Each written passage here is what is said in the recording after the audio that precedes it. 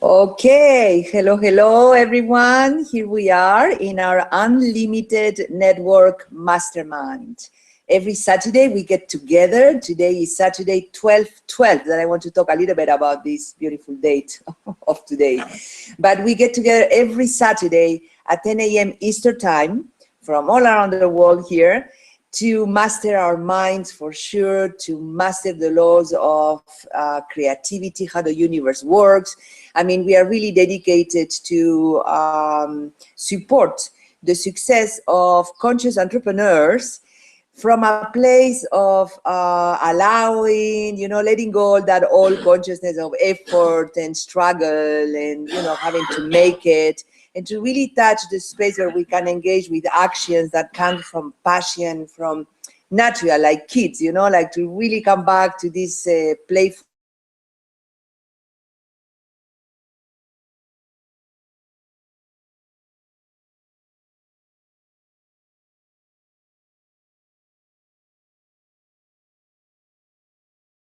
You hear me now? Yeah. Mm-hmm. Oh, okay. So we are here to let go of layers and layers of conditioning and limitations, and then to apply all these principles, not only to our business career, entrepreneurs, if you want, but also to our daily life, like health, relationship, and so forth. So, Doc Fran, welcome.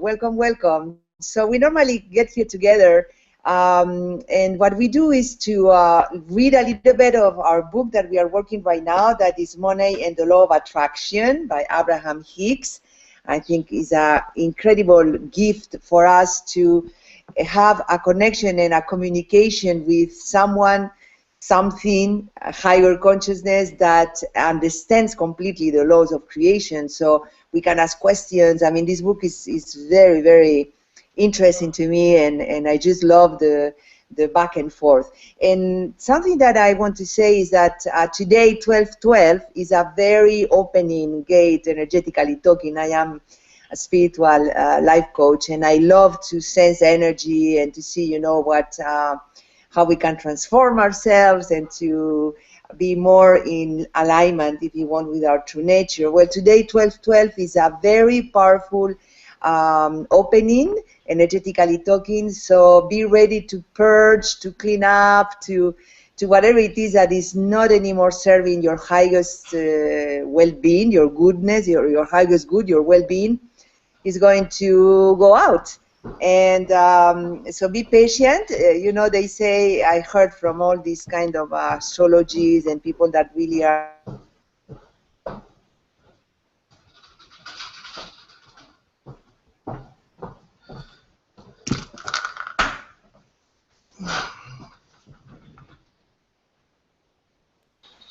Yes. Yeah. Can you hear me? Yeah. Yes. I can hear you. Wonderful. Yes. Good yes. morning. Yeah. Good It takes a morning. while. How are you guys today? Good. Thank you. If you can mute your microphone, just 1 second, Dr. Fran, and I lend you the stage here. I just wanted to thank you. I just wanted to finish about that being gentle with us, and I wanted to just complete before Dr. Fran comes, that is the wise reader here and helping us to really integrate this work, is to say all entrepreneurs here, all people that join us here, that we spend a lot of time, facing the issue of health and how we relate with health and how that is important for our success in all areas of our life. So even though we are here to support our prosperity and abundance and flowing financially talking and really learning how to manifest, the lifestyle that we want and the dreams that we have, etc., etc., I am personally understanding deeply that well-being, the frequency of feeling good in your physical body, emotional body, and mental body is primordial to anything else that we want to create. So it's very beautiful to see that we are progressing here. And today, probably, Dr. Fran, we are going to finish the chapter or the section, if you want, dedicated to health, weight, and mind. That is really teaching us how we can engage with, supporting our physical body through our thinking. So let's go. I think it's good. The way that we do, we are going to read a little bit, and then after or during, if you have any comment, please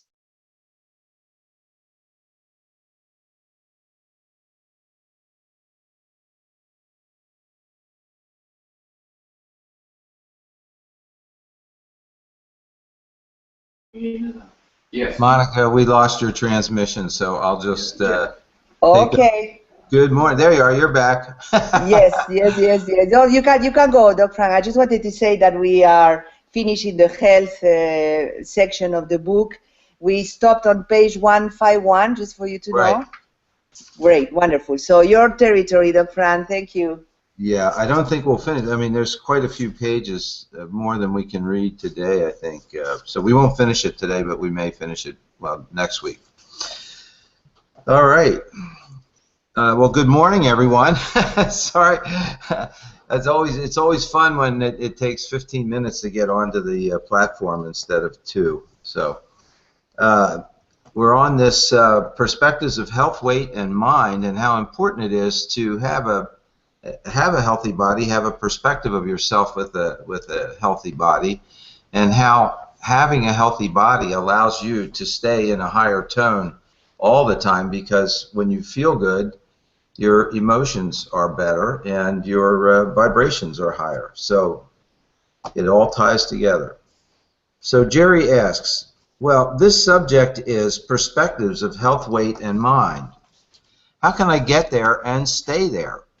I see an absolutely overwhelming number of people who are concerned about the state of their weight and their physical and mental health.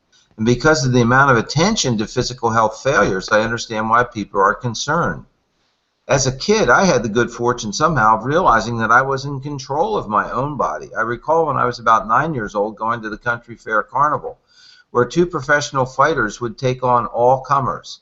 In other words, any of the farmers around there could pay to get in the boxing ring and fight them.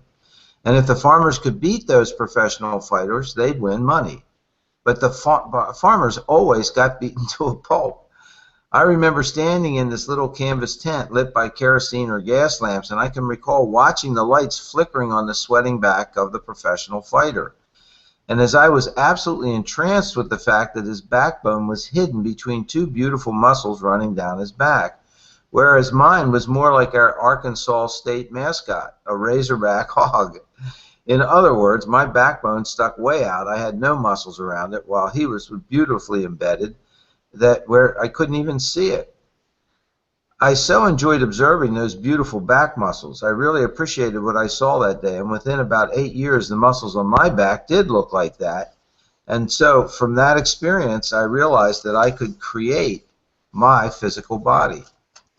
As a result of the extreme ill health that I experienced as a child, I learned somehow to be able to control my own health. I experimented with doctors a few times, but their diagnosis and treatments were mostly always wrong. And so it didn't take me long to realize that I'd be better off staying away from doctors, because I couldn't find one I could count on to be right. They were nearly always wrong when it came to helping me, so I decided I'd be better off just handling my own body. But I still find myself thinking a little bit about how my body is going to hold up and what my future condition is going to be.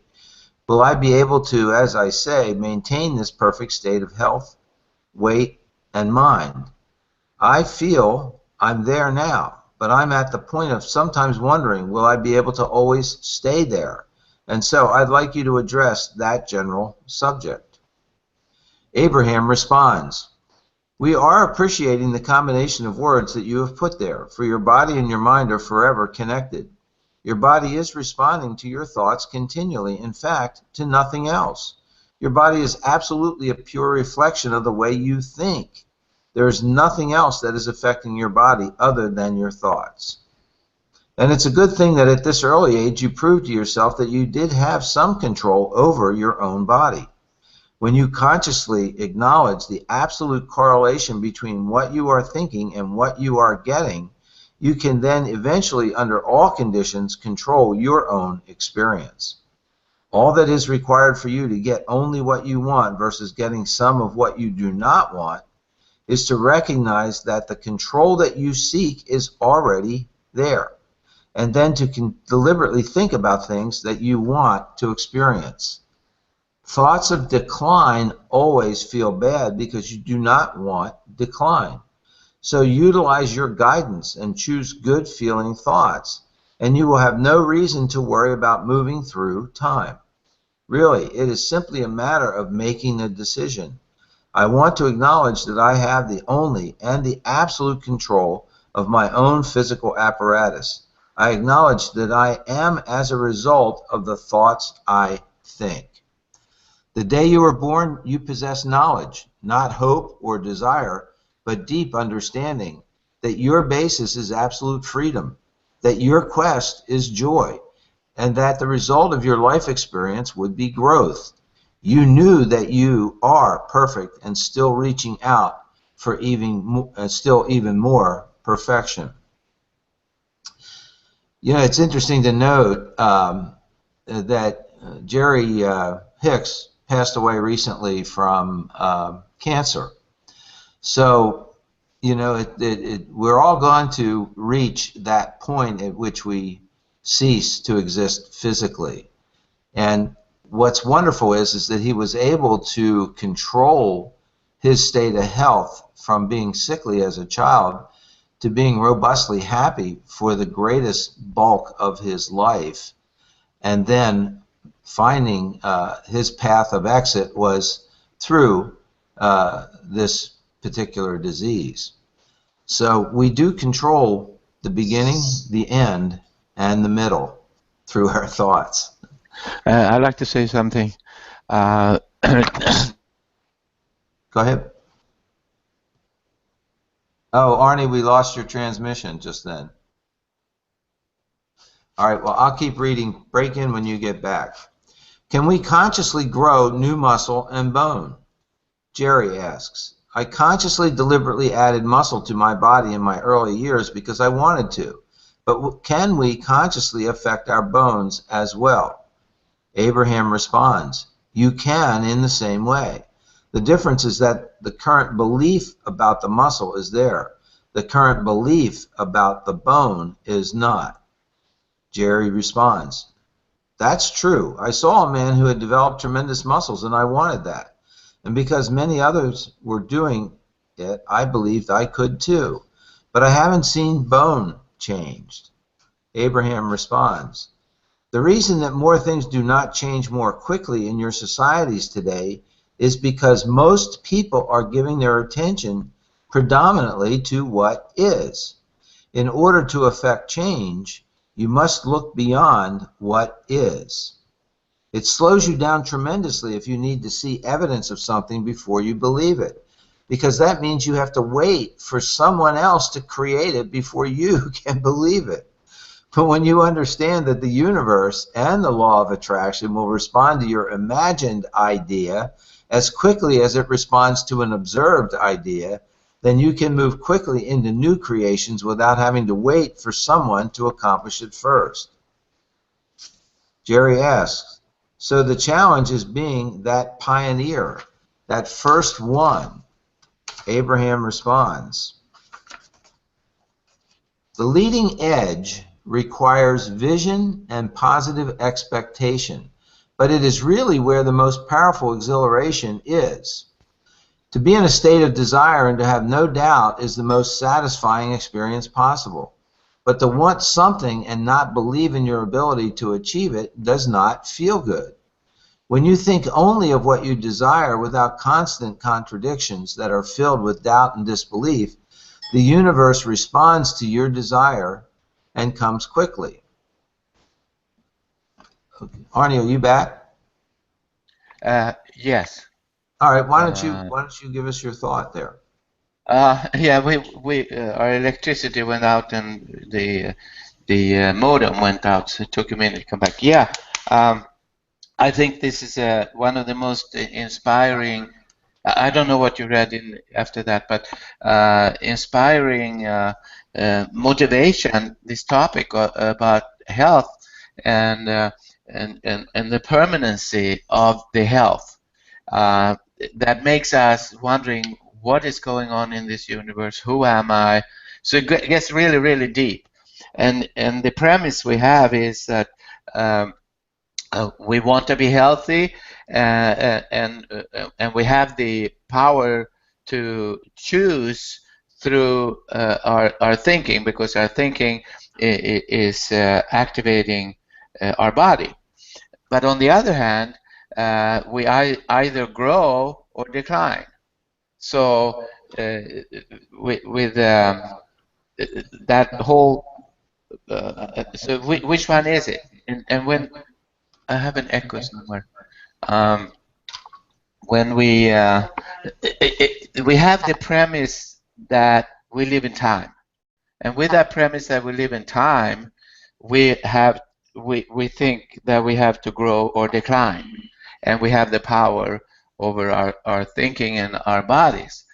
So with the time premise, we will fail in the premise that we create with our mind, our bodies. Because if I decide I'm never gonna die, from a mind point of view, I would be right. But from a time point of view, I will not be right. So I'm kind of getting a little bit stuck with that, on how much we are in control over the time and the mind. We were actually listening to Esther Hicks yesterday, and she was saying that the thing I got yesterday was, it's not so much about what we are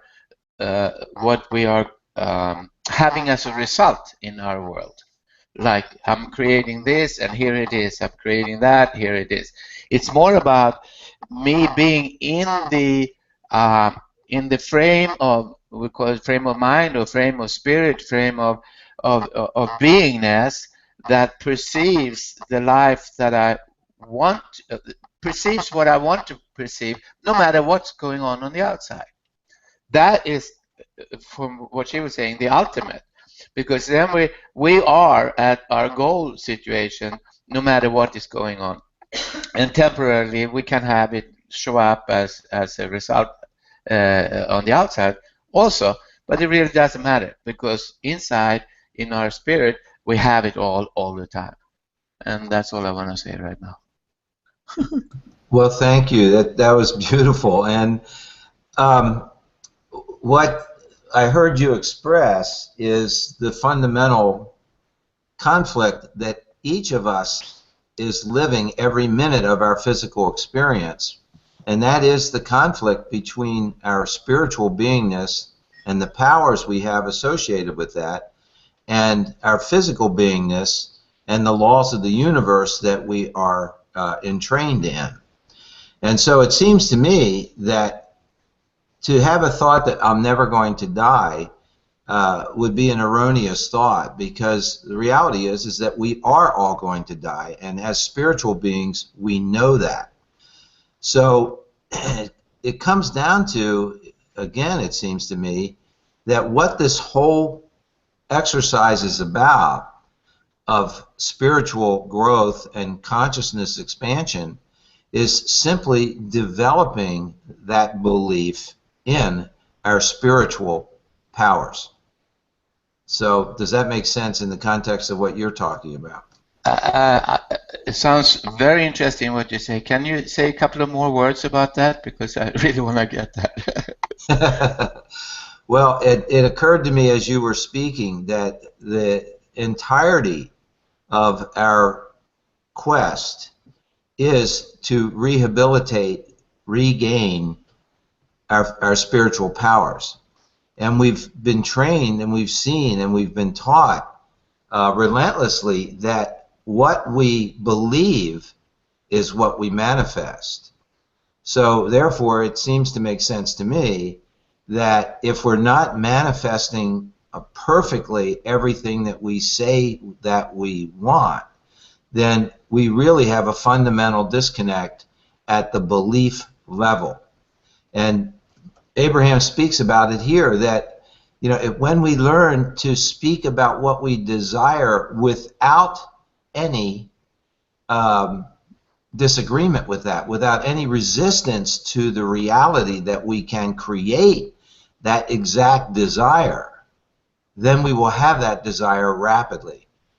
I think I stated in the last couple of Saturdays that it's becoming increasingly clear to me that the only being that stands between ourselves and everything that we truly desire is ourselves, because we are the only being that can raise resistance and prevent the perfect manifestation of what we want.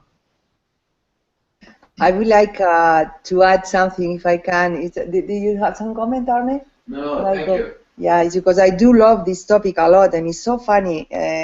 I get at the end, you know, the fact that we question, can I maintain this health? You know, like, can I be this forever? You know, like he was saying in the beginning. I think to me that that already implies a doubt. You know, that could be. So I have to kind of create it all the time. And it's funny, we started with this section of health, and I never was, you know, more sick in my entire life. I think I have things that appears in my body, like allergies, things like that. I don't know if you see on my eye, but I'm like completely inflamed here. And it's interesting to me that I become aware of the first realization that I have is that everything dances between love and fear. You know, like as soon as I have something on my body, fear kicks in, you know. Oh my gosh, you know, what is this? Or what I have done? Fear, guilty. I feel very sad today, for example, very emotional today, you know, like sadness, like, woof, like a lot of stuff that emotionally is contained then. And I will say that to be gentle enough into the journey here, like you were saying, Dr. Brown, this physical body is going to melt and disappear. So I have to really find who am I beyond this body, beyond my emotions, beyond my thinking even, you know, like just my real spirit presence, right? My presence. So I'm realizing that, you know, the safety of love, you know, the safety of presence, the safety of being okay, doesn't matter what. It doesn't matter if my body is like this or like that or cancer or anything else, you know, will be the relaxation in my case right now, you know, like, okay, all is well. All is well, even in the middle of this appearance. So I don't know if that is supportive to you guys, but to me that I'm going through a lot this month physically. I never had anything on my body. And I'm like, okay, so all the resistance is on my face. And I really dance this between the fear, you know, that I feel immediately. The first thought is like, oh my gosh, you know. And then to take the time to, okay, how can I love you, you know, or let's love this aspect, and to really offer this new, you know, frequency of safety and love and okayness, you know. Now, from there to visualize my body physically, you know, like strong and healthy and beautiful and young, that I have to, I don't know, I think that's what I have to master. What do you think? I don't know, that I'm like completely trapped in this chapter. Well, you know, Abraham taught us last Saturday that it's not uncommon that when you bring your health and your body's health into focus, which is exactly what we're doing by reading this chapter.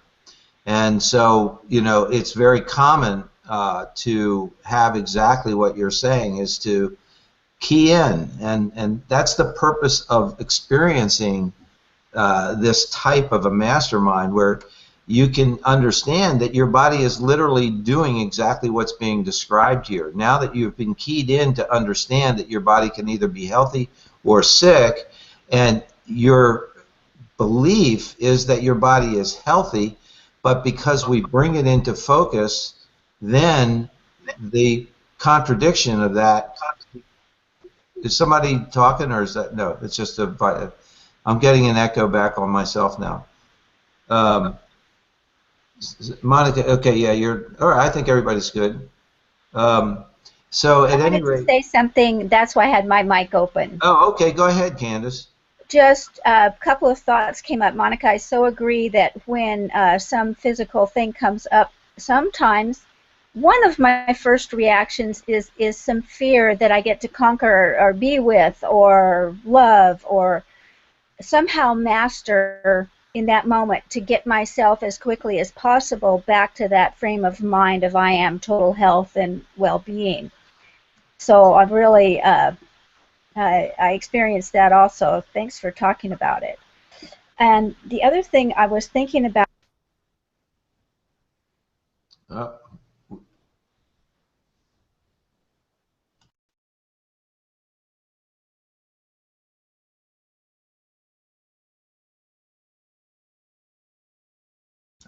Can you hear me, Candace? We lost your transmission. Arnie, shake your head if you Yeah, can hear me. we hear you now. Okay. We lost it. Yes. Now we're back. So so that's entirely normal, and that's why he's following up with this section now to help us understand that even though we backslide, that's so common because we're born with an intimate knowledge of all of our spiritual beingness and powers as an infant. And it's interesting that infants can't speak. And so we are socialized into the progressive inhibition of our spiritual powers. Because imagine a person beginning to manifest abilities that are so far out of what is commonly believed to be normal human abilities. Look what they did to the Christ. Because of his abilities that so far exceeded what was the common ability of man in the day, he was deified, ultimately terrified, or created terror about him. And so the answer to them was to get rid of him.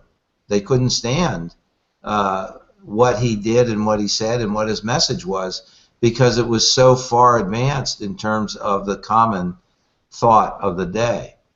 So there's a balance and there's a value, and we come into this life as we're learning through all of this training to find our perfect path through this lifetime physical experience as a continual reaffirmation of our belief in our spiritual beingness and powers. So that's my soapbox for this morning, folks. Is anybody, Candace, are you back, do you think? Let's see. Are we? Yep. Am I back? Yes, you are. Oh, cool. I was thinking about returning ourselves to our spiritual powers, and just. Can you hear me now? Yes.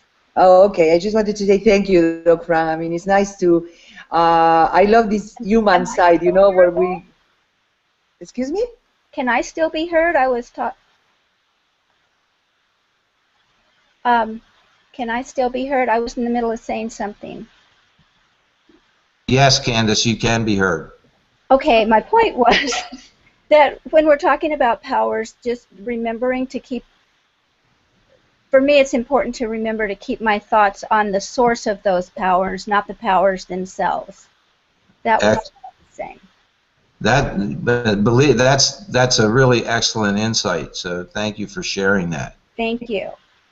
And just as a follow-up on the importance of that, there's a prayer in this book about you know, I'll have to pull it out. I forget the name of it right now, but there's a prayer about changes in your since we're on money, changes in your source of income. And the prayer goes something like this: Dear Lord, you know, my source of income has radically changed. For instance, if you get laid off or fired or disabled and can't work the way you used to. And, you know, I became very despondent about and fearful of my ability to, I'm paraphrasing this prayer, I wish I could find it and read it to you because it's absolutely beautiful, about my continued ability to sustain myself and create continued income for myself. And then I thought that the source of my abundance is you, not the vehicle or via that I've selected to manifest that abundance. So by placing my trust back into the belief that Source, God, is my supplier. He is my source of all that is abundant and needed. And then I haven't really lost my source of abundance at all. And that can free your attention up to be attentive to alternative sources of income that you will now allow. So Candace, does that piggyback right on what you were saying? Very nicely it does. I love that. What was I saying? The source. I use that also, but the source of me. I am here. Well, there's a source for that. You know, here I am. I came from somewhere. Well, that source created me. That is my source. So my source is my source. So. Yep, it's really fascinating, and so this is very exciting that we have the panel to bring out these thoughts, because everyone has a little perspective that's different from someone else's that can actually enlighten another person, because they may not have ever viewed the essential truth from that particular perspective. All right, so we just finished. It says leading edge. I'm going to start again at that paragraph and then just read it through so that it makes sense. The leading edge requires vision and positive expectation, but it is really where the most powerful exhilaration is. To be in a state of desire and to have doubt is the most satisfying, and to have no doubt, is the most satisfying experience possible. But to want something and not believe in your ability to achieve it does not feel good. When you think only of what you desire without constant contradictions that are filled with doubt and disbelief, the universe responds to your desire quickly. And in time, you begin to feel the power of your deliberate thought. But that kind of pure thought takes practice. And it requires that you spend less time observing what is and more time visualizing what you would like to experience. In order to tell the new and improved story about your physical experience, you must spend time thinking and speaking about the experience you would like to live.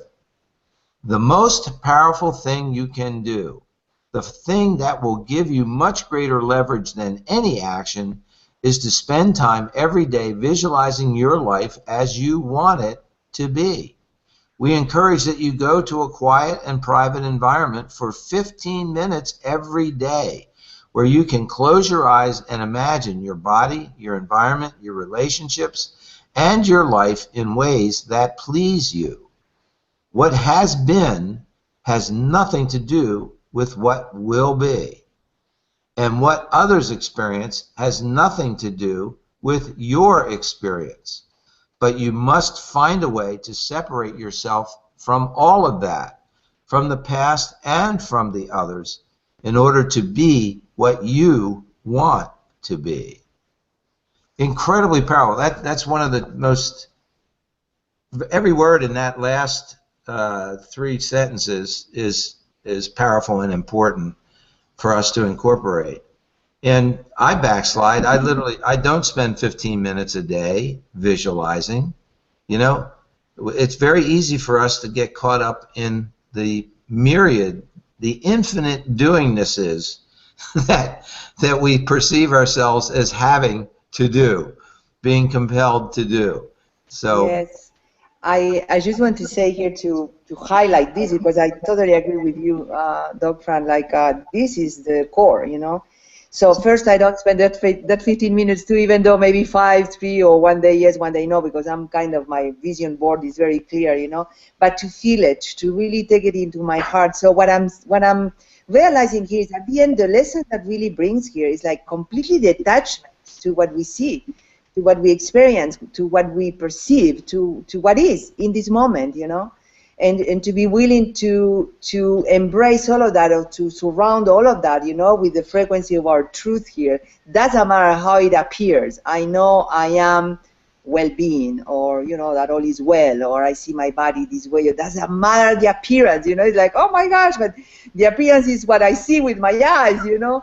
So I just want to highlight that, because really for me this is the mastery right now, you know, like to claim, embody, you know, let go everything else, and I don't care how it looks. Like today I look terrible, today I'm making peace with ugliness, I believe, you know, and all that stuff, and to really see, okay, doesn't matter how it looks. I am this brilliant, wealthy, healthy, being here on earth, radiating my well-being, and to feel it, to really feel it. So I don't know, that's my input today, because I really feel like I'm doing this, I am practicing. So thank you. Well, good. I have something about the 15 minutes of focusing a day, and I was fixing my boat after a hurricane some years ago, and I was sitting, and hour after hour I was working on the boat, and I also want to meditate at the same time or focus. So I'm doing my work, and then suddenly I'm thinking, oh my God, here I am. And then I jump in, oh, where have I been? Why wasn't I here before? I should have been more aware. I should have been more choosing to be aware and meditate no matter what I do and all that. And then I realized that, well, the moment when I thought, oh, here I am, at that moment I was back. So I started to play with that, doing my life, working on the boat. And then every time I got that I was experiencing the now, I stopped everything and I stayed with it. And I didn't go into that second thought, where were you? Why weren't you there already? You should have done it better. I just said, oh, here I am. And I stayed with that for as long as I could, until again my attention went elsewhere. So that is one. I don't know if it's the ultimate way of doing the 15-minute, but if we can catch ourselves in our daily life, I try to do that. From there on, I learned that, and I do it as soon as I find myself, oh, here I am, where have I been? No, I don't go into where have I been. I go back to, oh, here I am. Okay, great. So here I am. And I just stay with that for as long as that. So I'm celebrating it instead of complaining and taking myself out of it. So that's my 15-minute kind of meditation. It's not instead of, but it is in addition to. All right. Well, thank you for sharing that. Yeah, it's really fun. All right, let's read this last thing and then open it up for conversation. What about when one's desire overrules one's belief? Jerry asks, people have been running for thousands of years, and no one had been able to cover a mile in 4 minutes. And then a man named Roger Bannister did it. And once he did it, how many others have run the 4-minute mile as well? Abraham responds, when people do not allow the fact that no one else has ever done something to prevent them from doing it, they have a great advantage to others, because once they break through and create it, then others can observe and in time can come to believe or expect it. And for that reason, everything that you accomplish is of value to your society. Your platform for progressive living continues to expand, and life does get better and better for everyone. However, we are wanting to take you beyond the need to see it before you can believe it. We want you to understand that if you believe it, then you will see it. Anything that you practice in your mind until the idea begins to feel natural to you must come to physical fruition. The law of attraction guarantees it. You will feel enormous liberation when you realize that you do not have to wait for someone else to do something in order to prove that it can be done, or before you allow yourself to do it. As you practice new thoughts, reaching for improved emotions, and then see the evidence that the universe will provide, you will come to know your own true power. If someone were to tell you that you are experiencing an incurable disease, you could then say with confidence, I will decide what I will live, for I am the creator of my experience. If your desire is strong enough, it can outweigh your negative beliefs and your recovery will begin. It's not so different from the story of the mother whose child is pinned beneath an object that weighs many, many times more than anything she has ever lifted. But in her powerful desire to save her child, she does lift it. Under normal conditions, she could not begin to lift this object. But with such powerful desire, her normal beliefs become temporarily irrelevant. If you said to her, do you believe you can lift that object? She would say, of course not. I can't even pick up my suitcase when it's full. But belief has nothing to do with this. Her child was dying, and her wanting was to free her child. And so she did. You know, this is, how many of us will agree that we are constantly watching our universe expand before us and literally right before our eyes? All I have to do is point to the explosion of technologic devices that we enjoy for both work and pleasure in our own lifetime. And, you know, it seems to me that the perfect manifestation of ourselves as the essence of source encapsulated within each one of us is that I view ourselves as the hands of source, of God, and that we are constantly creating this eternally expanding and abundant and diverse universe. And we are the action of God in action in our physical plane. I love that image of the hands of God. And then I had the second thought, well, if my hands start to have their own consciousness to do whatever it wants, maybe they do. But yeah, that's great. No. Wow. Okay, so here we are, like really surrendering, I will say, from our perspective here to the how powerful we are. I mean, it's really a matter of mastering our minds. That's what we are in a mastermind here, to really master, you know, the kind of thinkings that we want and that we choose to believe, really, you know. I was thinking I would love to read the next section, Doc Fran, because it's talking about germs, and I feel like in my inner mind I have this belief system about allergy to something because my body is responding like incredibly irritated, and I don't know if we have time or not, but I mean, because we are talking so much back and forth, just check it in, and if not, we continue a little bit. It's just like, oh, what to do? We lost him? Yeah. Oh, we lost him. Okay. Okay, well, I don't know. Anybody would like to say something before, or I continue reading here, or he come back? I'm sure he will come back in 1 minute here. Yeah, hold a second.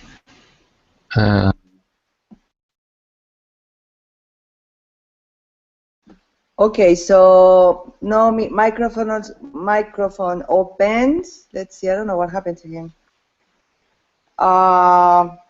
So let's see, we have like 15 more minutes here. So I'm going to read this section because I feel like anything that can support me here would be wonderful. It says, but what if I believe in dangerous germs? I don't know, check in your mind if you believe about that, okay? It says, Jerry says, I really do want to be healthy, but I also believe that I might catch some things. And so whenever I visit people who are in the hospital, I hold my breath as I walk down the corridor to avoid germs. Okay. Abraham, you must have very short visits. Smiling. And Jerry answers, I do have short visits, and I keep going to a window and trying to get some air. So if I believe that I can avoid the germs by holding my breath, then will that belief keep me from getting sick? He's asking to Abraham. And Abraham responds, in your strange way, you are maintaining a vibrational balance. You want health. You believe that germs could make you sick. You believe that your behavior of avoiding the germs is preventing sickness. And so you achieve a balance that works for you. You are, however, going about in the hard way. If you were really listening to your guidance system, you would not enter an environment where you believe there are germs that could compromise your well-being. The dread you feel about going into the hospital is your indicator that you are about to take action before you have achieved vibrational alignment. You could just not go to the hospital, but then you will feel uncomfortable because you know that your sick friend will enjoy a visit from you.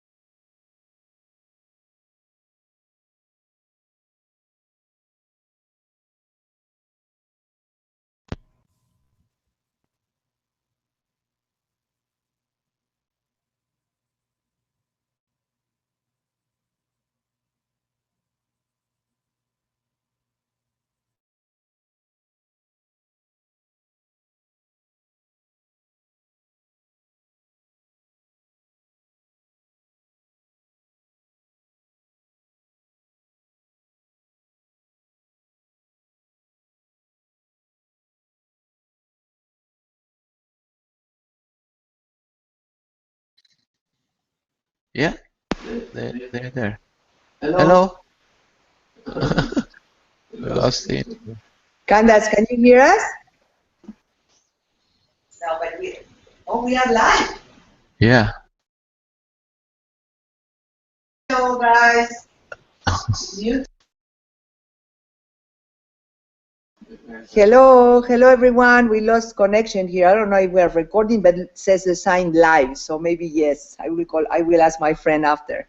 But now everybody what? I said, did everyone get kicked? There was no one here. I didn't know if it was me or if it was the whole.